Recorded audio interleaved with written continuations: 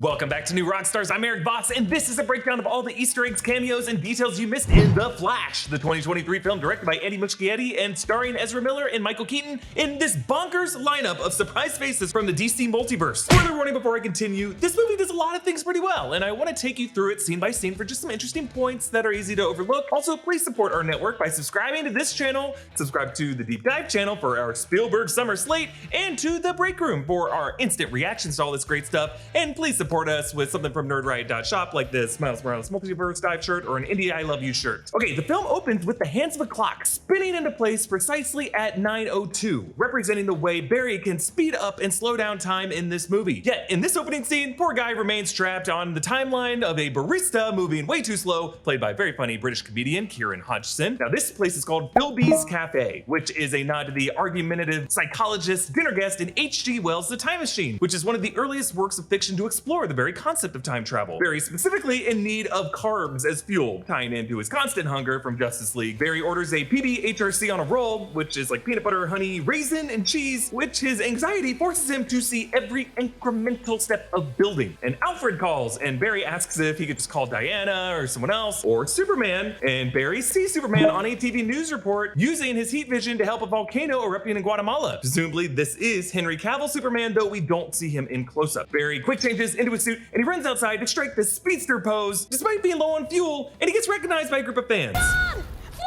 Sorry if this sounds weird, but are you actively eating that candy bar? Maybe you could throw it to me. I need you here now. Hi, Bruce. Yes, I'm... Now, in other instances, when people hurl stuff at Barry's head, he's able to slow down time and quickly sidestep it. Remember when Ben Affleck Batman threw the Batarang at his face in Justice League? And this movie actually calls that back later with Michael Keaton Batman throwing a frying pan at the Barry's heads in the kitchen later, but here, because Barry's low on energy, the candy bar just thinks into his head. Now, this suit is a new one from the last time we saw him. Like when Barry lowers his goggle eyepieces, you can actually see some light up text inside showing he has a new heads-up display, which logically must be fast enough at buffering to keep up with his super speed. All this was supplied to him by his good friend, and he later calls his best friend Bruce Wayne. So as Barry zips from Central City all the way to Gotham City, he passes all kinds of terrain. These are not right next to each other, and he zips past the Gotham sign showing its population over 10 million. A lot of people living here. Batman drops out of his aircraft on this motorcycle. It looks so great. Ben Affleck now dons a gray and blue suit, a classic color scheme that Batman has worn in past comics, and not colors that we normally see Batman wear in live action. This is really cool to see. Now, the reason Bruce needs Barry's help is because there's been a robbery gone wrong, and the robbers are using chemical weapons. One must imagine they were acquired from Ace Chemicals because that's where like all the chemicals come from, but the credits confirm that this group of criminals are the Falcones, well-known Gotham City crime family. And one detail you might have noticed here is that the Falcones fire upon Batman on his motorcycle first, and only then does Bruce return the fire. It seems like this sequence was designed to be very mindful of collateral damage. Bruce lays out a spike strip ahead of kids offloading the school bus, but the armored truck swerves, and then Bruce has to follow them on the bike. And meanwhile, Barry heads to the hospital. This is Gotham General Hospital, and on the wall we see this is the Martha Wayne Institute, suggesting Bruce paid for this wing in honor of his mother, Martha. Barry has to run inside a lower level of the building trying to untangle the utility line hoses, a visual metaphor for the complexities he will deal with in this movie. Tangled timelines and knots that just cannot be untied. Newborn babies get endangered, and I swear to God, what a terror to watch these youngins free fall. But Barry's able to save them, but as he mentions later, he can't just grab them because that would force them to puke, really do damage to their digestive tracts. So he has to gingerly catch all these little buddies in various containers like a freaking microwave. But also, the service dog he rescues tries to take a bite of that burrito he warms up to constantly carbo load and overcharge here. It's kind of a running joke in this movie that Barry always denies others from taking a bite of the snack food, including cameos by director Andy Muschietti, who later is the guy trying to take a bite of the hot dog. Now, there is an amazing long take where Bruce skids along the pavement, his tow cable severing the top off a taxi. He's able to grab the guy, and Barry almost dropped the chemical weapons, but Diana arrives using the lasso truth to grab all of them, leading to some amazing truth-telling, including Barry making some confessions about his sexual history. So back home, Barry calls his dad Henry, now played by Ron Livingston, recast from Billy Crudup in Justice League due to some scheduling conflicts. Their appeal trial is going to be the next day, and during this call, Barry disassociates and returns to the memory of their old neighborhood house, and Barry recalls the day Nora was killed, and how they danced to this specific song that comes back throughout the movie. Young Barry wears a Scooby-Doo shirt, gotta get in that Warner IP, but young Barry complains about his math assignment, which apparently is to come up with as many possible equations that can equal 24. Which he's right. It is ridiculous because there is an infinite amount of ways you can get to 24. But another foreshadowing of his multiversal dilemma and how infinite journeys can lead to that same endpoint, the same 24-hour day that you can never change. Now, the reason Nora is left alone is that Henry has to go back to the store to get a can of tomatoes for the spaghetti sauce that she makes. And because he never looked up when he got that can in the direction of the security camera, he doesn't have a valid alibi for the appeal later. This movie oddly comes down to spaghetti as a metaphor for everything, specifically the multiverse. Michael Keaton, Bruce Wayne, uses uncooked spaghetti noodles to demonstrate this movie's alternate take on multiverse logic, and of course spaghetti, the recurring fuel for Barry and his younger self as they constantly have to carbo load, and the meal that his mother made that the house just smelled like. But interestingly, we never get a real answer as to who killed Nora Allen. Just that I guess there were robbers who were supposedly casing the house and waited for Henry to leave and thought no one would be there and ended up stabbing her. Now in the comics, Nora Allen is actually killed by Reverse Flash, Eobard Thawne, who plays a much bigger role in the Flashpoint comics that it's based on, though structurally, Barry's younger self,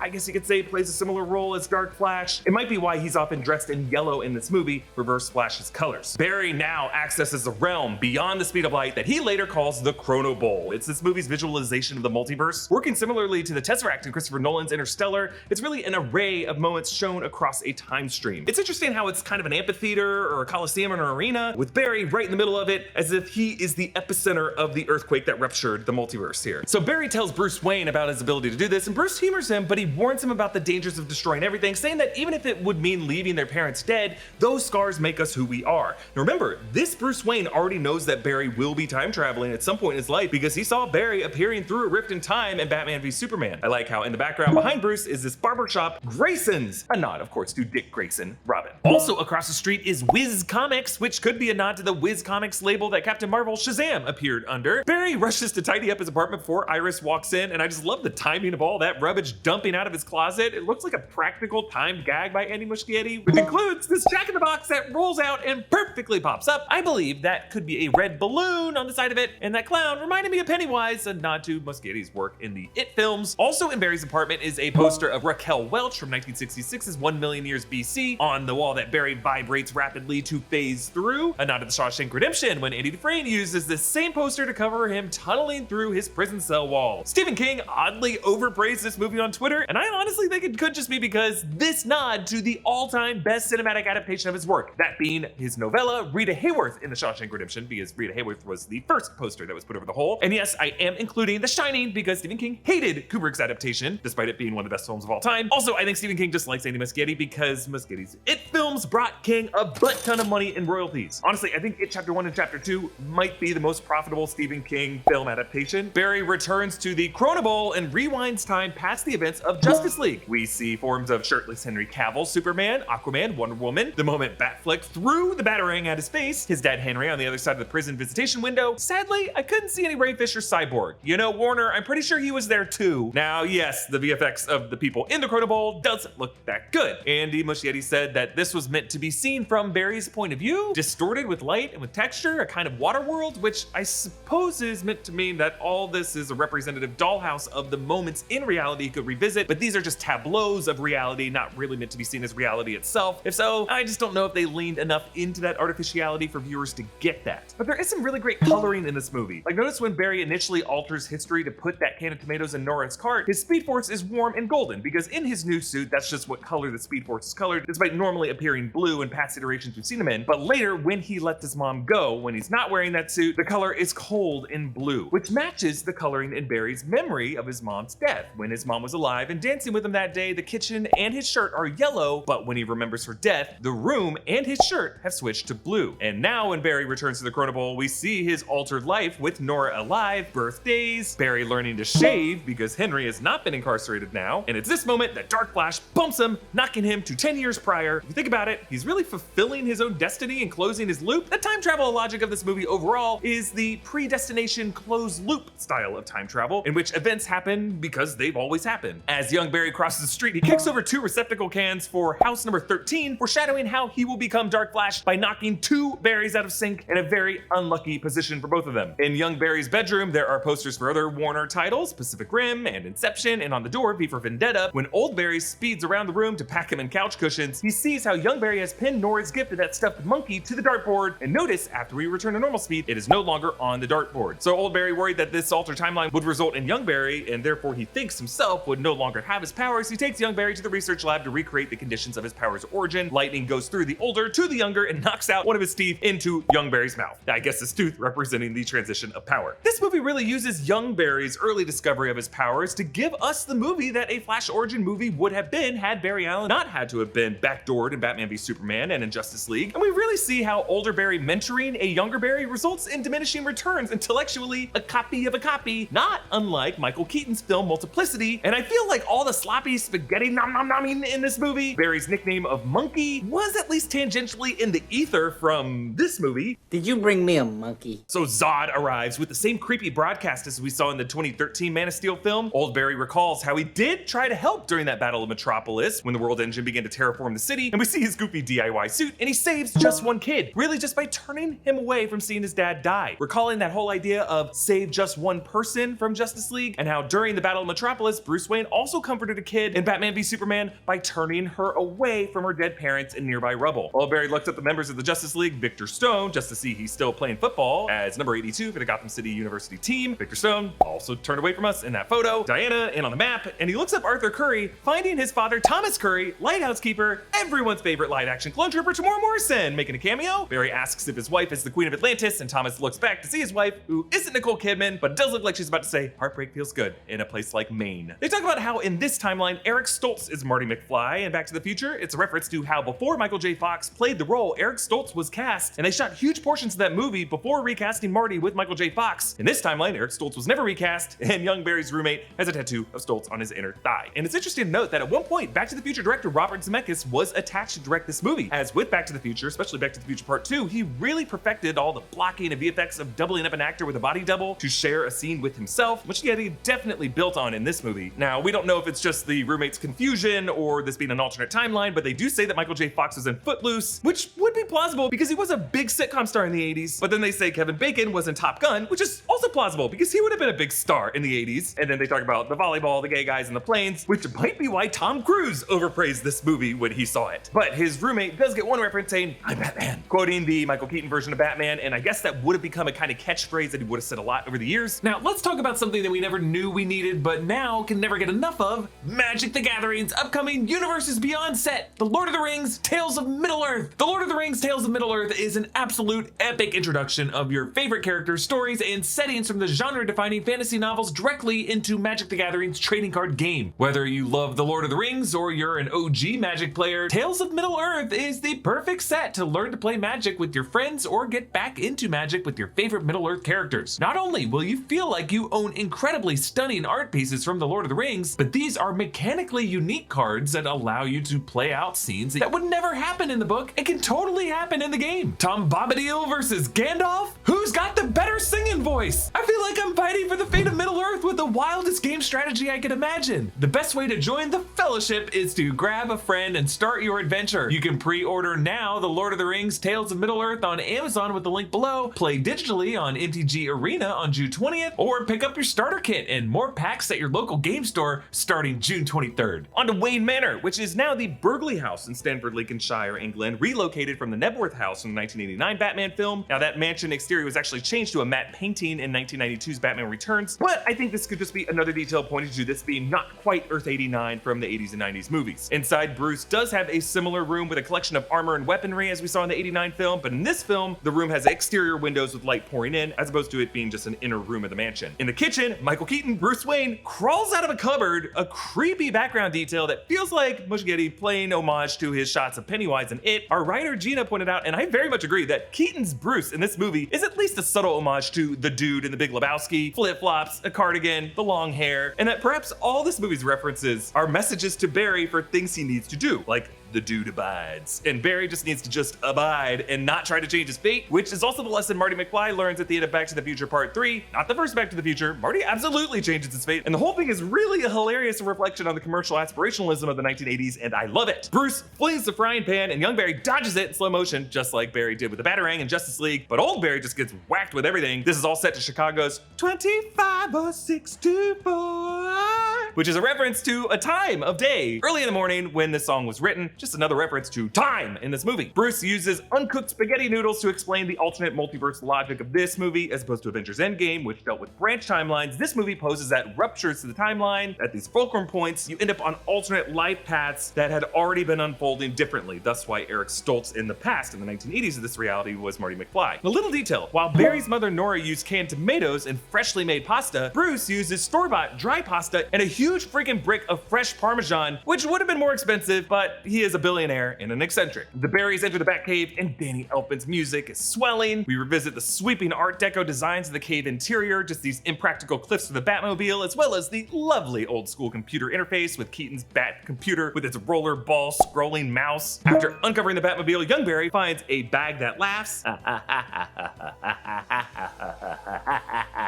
A nod to the silk bag that Jim Gordon found on Jack Nicholson's Joker's dead body at the end of the '89 film. And I explained in my deep dive of that movie that a later comic revealed that it was a laughing box inside of the silk bag, but in my headcanon, it was a bomb that Joker planned to use to scar Harvey Dent's face, Billy D. Williams, and the press conference that he knew would announce this Joker's defeat in the final scene of that movie. The pen that Barry uses is inscribed with a message from this Bruce's Alfred, presumably the one played by the late Michael Gough. Bruce touches a photo of himself with his parents. We see that his fingers are bruised, showing that he still might be doing some crime fighting or at least training. He scans his eye to open this Batsuit room. From the left, there is the Year 1 Batsuit with gun holsters. Then a Batsuit with a blue cowl, showing how he had a similar design taste as Batfleck. Third from the left is the 1989 Batsuit. You can tell from the alternate chest emblem. Then to the right of that, the 1992 Batman Returns suit with the updated emblem and the cape clasps pulled back a bit. Then a scuba Batsuit, and then a desert terrain Batsuit with goggles. And in the middle is his current Batsuit, which really merges the best of the design elements of these, including angular eyebrows on the cowl to match Keaton's natural eyebrow shape, which I explained in my breakdown is really just to make his mask more of a theatrical reflection of the damaged soul underneath. Barry wakes up to find a mostly redacted document reporting on the arrival of a Kryptonian to Earth, including a mention of a metallic crystal, which might be the same crystal chunks that impale young Barry to disfigure him into Dark Flash later. The Batwing lowers like an actual bat hanging from the stalactites, and Batman says the line, Yeah. I'm Batman. Over his head, half the lights are burnt out, showing how little he's really kept up this Batcave, or at least no longer has an Alfred to help him with it. Later, when he calls back his other big line from the 1989 film, You wanna get nuts? Let's get nuts. the ring of lights over his head is all illuminated, making the image of an angelic halo, perhaps a sign that this Bruce is destined to die at the end of this path in this timeline. They take the Batwing to Siberia, and Batman ejects as Elfman's theme just starts pumping, and the Batwing is framed in the light of the moon, a visual callback to Tim Burton's shot in the 1989 film that recreated the bat signal. It's so great. They find the Kryptonian chamber, and young Barry says that's where you keep Superman and a big scrotum, which is kind of ironic given Kal-El's escape pod that left Krypton and Man of Steel was designed to look like a sperm cell to reflect Kal-El's possession of the full Kryptonian genetic codex, which we learned in this movie Kara has. Inside, they find an emaciated Kara Zor-El, Kal-El's cousin, weakened from the lack of access to Earth's sun. She wears this drab prison clothing with Russian lettering that translates to the most dangerous. They escape the guards, and they make it to this lift where Batman extends measuring tape from his crotch region. It kind of looks like 7 inches. Nice. He asks the Barrys how much they weigh, which is a callback to when he asked Vicky Vale her weight before sending her with a grappling hook in the '89 film. Outside, there is a solid 2-minute long take. First, we see Kara's hand in the sunlight gaining strength, and then her ascent happens off screen so that when Batman lowers his fist, she is framed directly behind it. She takes out the other guards, and she zips back to block a bullet that was headed directly for Bruce's mouth. Back in the mansion, as they watch the news reports about Zod, there's actually a ticker at the bottom of the newscast reading Theramos Pharmaceuticals declares bankruptcy. So in this universe, it's Theramos instead of Theranos, which also just sounds like thermos. I love it. Kara regains her powers in the sunlight and she flies off. Bruce devises a bat kite to harness lightning to restore old Barry's powers. It doesn't work, so Kara flies him up to finish the job. Young Barry takes the 1992 Batsuit to engineer this new flexible DIY flash suit, sawing off the cowl's ears to make it more aerodynamic. But the fact that this Barry was in a Batsuit might have led to his Dark Flash looking more nightmarish, because Bruce designed these to look like monstrous gargoyles and strike fear in the hearts of others. Case in point, old Barry has a nightmare jump scare of Dark Flash who snarls at the camera, and since Muschietti was a horror director doing a superhero movie now, it kind of feels like Sam Raimi's random Green Goblin jump scare in Spider-Man 2002. Kara returns. Do you know what this symbol stands for?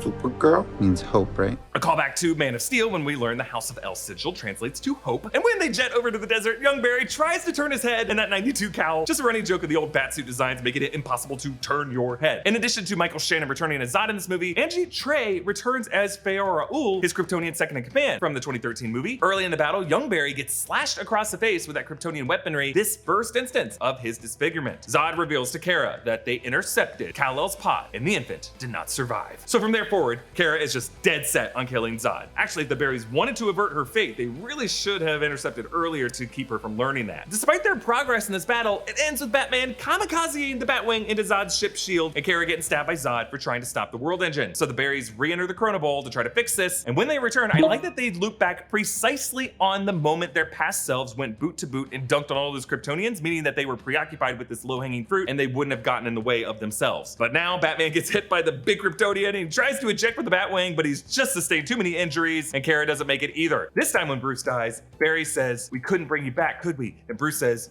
"You already did." And then he looks up, his body going still and lifeless. Perhaps he's looking into the beyond, all the spheres of the other universe soon also being brought back. Young Barry gets his arm impaled with Kryptonian metal shards, and his body just heals around it, allowing him to weaponize these in this savage way. He loops back again and again and again, his body growing more disfigured until the Chrono Bowl just ruptured and Dark Flash appears, who we learn is a young Barry, aged countless years into the future after countless failures to fix things. Remember, earlier Barry said that some individuals in timelines were attracted to each other through destiny like magnets, and now it appears like different universes magnetized to each other. We counted 5 different Chrono Bowls colliding here. The first is a black and white one showing George Reeves' Superman from the 50s TV series Adventures of Superman. His stands are actually filled with the block-headed robot from season 1 episode 17, the runaway robot. At the center of that Chrono Bowl is an alternate Flash running in place, Jay Garrick, played by Teddy Sears from the CW Flash series when he played Jay Garrick from Earth 3, and we see he's wearing the Crimson Comet old school helmet. George Reeves was actually later portrayed by Ben Affleck in the 2006 film Hollywoodland, which has one of the most anxiety-filled moments I think I've seen in any movie, an incident that George Reeves actually experienced. Can I shoot you? Why would you want to do something like that? So the bullet bounces off, can I? If you did shoot me and the bullet bounced off it might accidentally hit someone else. Then this blue universe sphere with the late Christopher Reeve Superman recreated with CGI, and at his side, Supergirl from the 1984 film played by Helen Slater. I think this would be less controversial to recreate Christopher Reeve like this if they just use archived footage of Reeve instead of puppeting him to make new gestures and expressions, but alas. Then this golden sphere showing the late Adam West Batman, and I think behind him you can see his retro 60s Batmobile, and then this green sphere with Nicolas Cage Superman, long-haired, the same suit that he tried on in the famous 90s Tim Burton wardrobe test for Superman Lives, and here he's fighting a giant spider. This came from Kevin Smith's story when he was hired to write a version of the script, and producer John Peters had some bizarre demands for him on how he wanted Kevin to write the Superman character. He's going 3 things. Okay, I said, all right. So 1, I don't want to see him in that suit. 2, I don't want to see him fly. And 3, he's got to fight a giant spider in the 3rd act.